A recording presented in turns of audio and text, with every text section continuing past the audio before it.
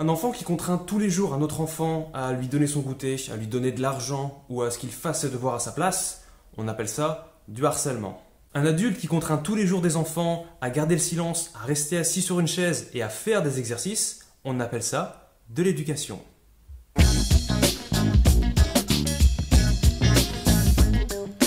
Ça fait déjà pas mal d'années que le thème du harcèlement dans les écoles est devenu très présent dans les médias. On a vu ça dans plein d'articles de presse, à la télévision, sur internet. C'est aussi un sujet qui est couramment abordé dans les nombreux organismes éducatifs existants et on le retrouve bien sûr dans les discours de l'éducation nationale. Il y a quand même quelque chose de très curieux sur lequel j'aimerais attirer votre attention. À chaque fois qu'on nous parle de harcèlement à l'école, eh bien il s'agit invariablement de tourments que s'infligent des élèves les uns aux autres. Comme si, dans un établissement scolaire, seuls les élèves, seules les personnes mineures en fait, étaient capables de harcèlement. D'ailleurs, c'est exactement de cette façon que le phénomène a été défini dans la circulaire du 13 août 2013. Un élève est victime de harcèlement lorsqu'il est soumis de façon répétée et à long terme à des comportements agressifs visant à lui porter préjudice, le blesser ou le mettre en difficulté, de la part d'un ou plusieurs élèves. C'est corroboré par le site officiel de l'administration française, servicepublic.fr. Le harcèlement scolaire est le fait pour un élève ou un groupe d'élèves de faire subir de manière répétée à un camarade des propos ou des comportements agressifs. Et il suffit aussi de voir la façon dont ce même phénomène est décrit sur le site du ministère de l'Éducation nationale. Sur la page qui définit le harcèlement à l'école, il est indiqué que c'est une violence qui est le fait d'un ou de plusieurs élèves, que c'est un rapport de force et de domination entre un ou plusieurs élèves et une ou plusieurs victimes. Notons enfin que sur la page de lutte contre le harcèlement à l'école, il est fait immédiatement référence au harcèlement entre élèves. Sans équivoque, harceler serait donc une tare exclusivement juvénile dans les écoles.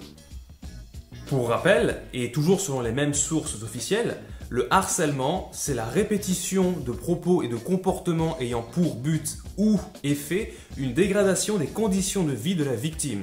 Cela se traduit par des conséquences sur la santé psychique ou mentale de la personne harcelée. Donc, deux critères pour définir le harcèlement. Des actions répétées d'une personne A à l'égard d'une personne B.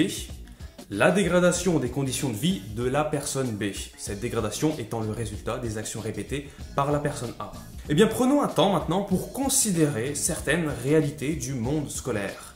Considérons déjà toutes les sollicitations quotidiennes et tout à fait ordinaires que les élèves reçoivent de leurs professeurs. Devoir se plier à des horaires qui quadrillent toute leur journée heure par heure, devoir se plier à fréquenter certains espaces et en déserter d'autres, selon les horaires établis, devoir accepter l'accès à certains savoirs et pas à d'autres, devoir accepter une seule manière d'apprendre pour tous, devoir se plier à la gestion de leur propre corps par des personnes tierces, aussi bien dans la tenue individuelle qu'ils doivent adopter pendant les cours, mais aussi dans l'organisation spatiale particulière qui est faite de leur corps dans la salle de classe.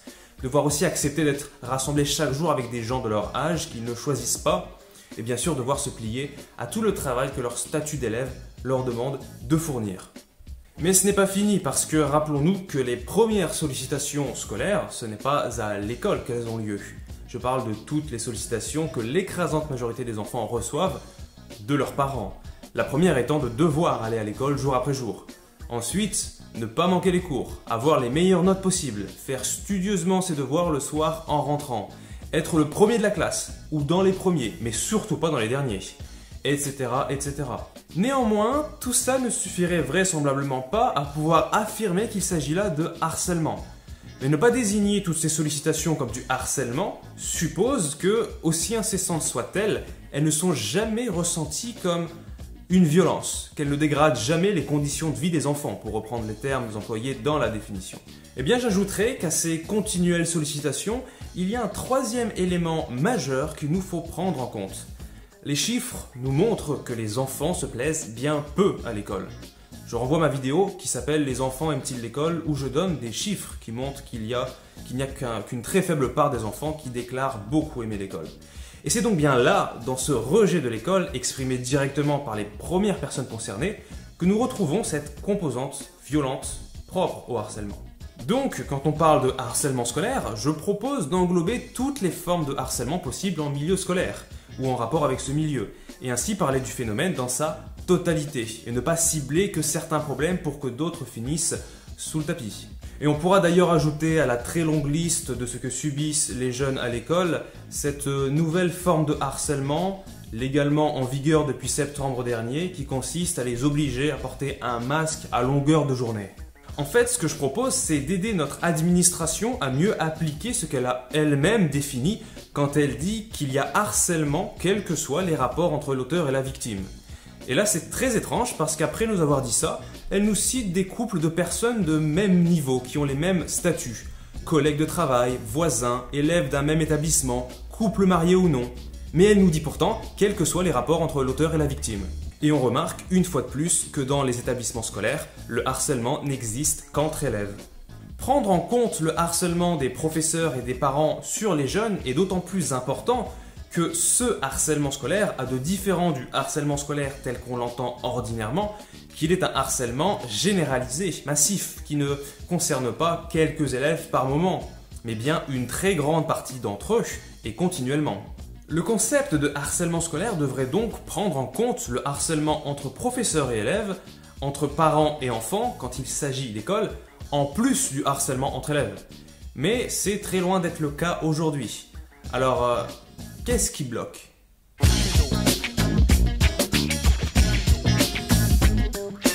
L'adulte qui aujourd'hui se plaint d'être harcelé à son travail sera en général très vite pris au sérieux. Sa plainte sera reconnue, de nombreuses instances, qu'elles soient gouvernementales ou non, pourront lui venir en aide, et la personne qui le harcèle risque des peines. Mais l'enfant qui se plaint de ce à quoi l'école le contraint chaque jour, ce qu'à peu près tous les enfants ont déjà fait, eh bien il n'est pas reçu de la même manière. Souvent on dit qu'il fait un caprice, on lui fait comprendre qu'il n'a pas conscience des innombrables enjeux de la scolarité et de leur très haute importance. Il faut donc le pousser à accepter cette situation. Il prêterait même à rire, en fait, qu'un enfant puisse être pris au sérieux dans sa réticence à aller à l'école. Le harcèlement de l'école, et là je parle du harcèlement que constitue l'école, il est tellement commun qu'il ne s'énonce pas. Alors, quelle différence entre ces deux cas de figure que j'ai donnés ? C'est que l'enfant, de par son âge, il est sujet à une éducation, il est un sujet éducatif. Et peut-être que l'éducation, sous sa prestigieuse estampille, nous empêche de percevoir que pour un même traitement reçu, nous réagissons de façon totalement opposée selon si nous nous trouvons confrontés à un individu âgé de plus ou de moins de 18 ans. Un harcèlement qui est fondé sur une différence d'âge est donc immunisé à toute critique dès lors que le concept d'éducation peut être utilisé pour le couvrir. Donc que ce soit des professeurs qui somment leurs élèves d'effectuer des travaux en temps et en heure, ou des parents qui usent de pression et de chantage sur leurs enfants pour qu'ils réussissent dans ce que l'école attend d'eux, nous n'y voyons jamais un abus de pouvoir.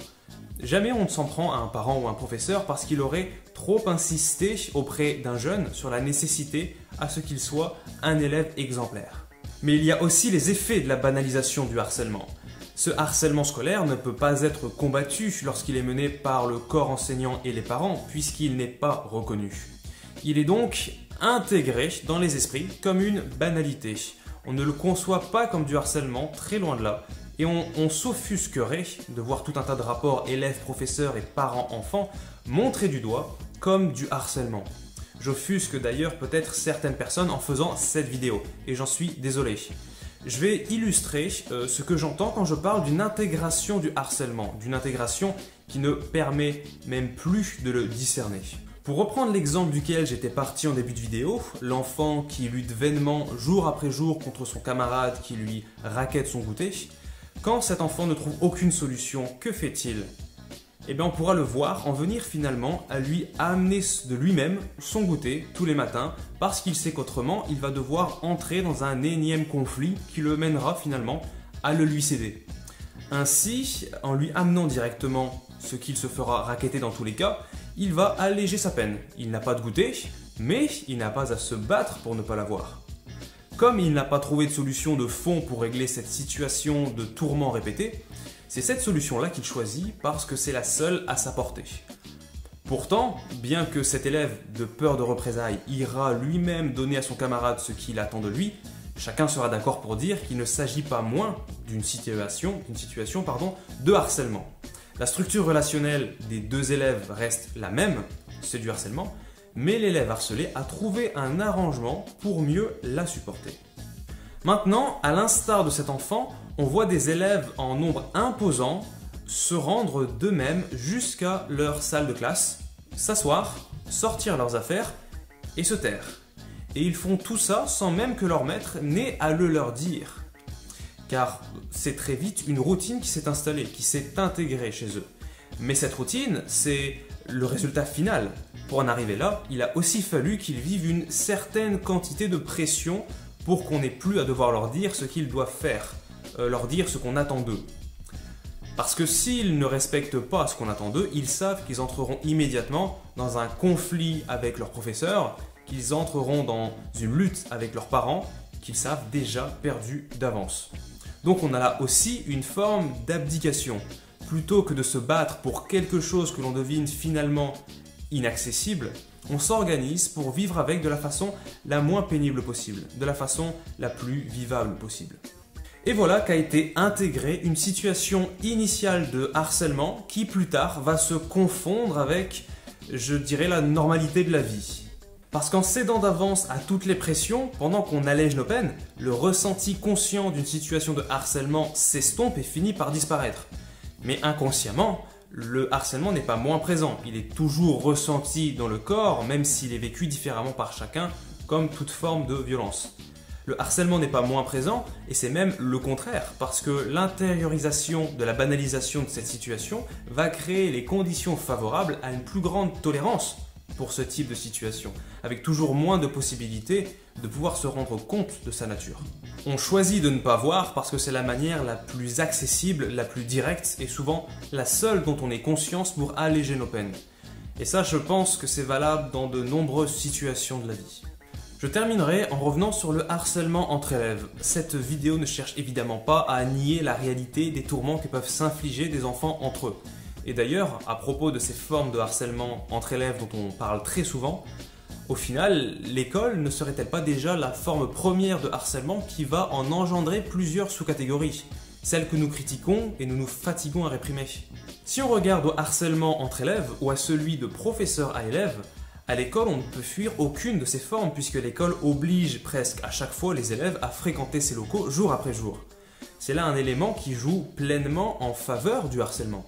Une situation de harcèlement pourrait bien plus difficilement perdurer si la personne qui l'a subi avait le droit de ne pas se rendre là où elle la vit quotidiennement. Si vous vous faites harceler au travail et que vous avez déjà tout essayé pour que ça cesse, vous avez un dernier recours. Vous pouvez, dans le pire des cas, quitter votre travail. L'élève, lui, on ne lui laisse pas avoir cette ressource. Il n'a presque jamais la possibilité de se retirer. Donc dans les situations très difficiles, il se retrouve complètement acculé. Il devra prendre son mal en patience, s'il y arrive. Notre attachement à la scolarité est tel qu'il est devenu une entrave à la conscientisation de situations que nous jugerions intolérables si elles se présentaient hors du cadre éducatif. Dans notre échelle de considération, on place notre représentation de l'école toujours plus haut que les torts qu'elle peut causer. On préfère donc nier ces torts plutôt que de s'autoriser à les voir et donc à être amené à remettre l'école en question. C'est une situation qui durera tant qu'on est convaincu de la prévalence de l'école sur le reste. Et à ce propos, en 1854, un député du nom de Agricole Perdiguier avait déclaré au sujet d'un maître d'école qui le battait « Monsieur Madan nous assassinait et nos familles en étaient peu satisfaites. Mais il n'y avait pas le choix. Il était le seul instituteur du village. Il fallait donc que nous fussions battus ou que nous restassions complètement ignorants. » Merci d'avoir regardé cette vidéo et à bientôt.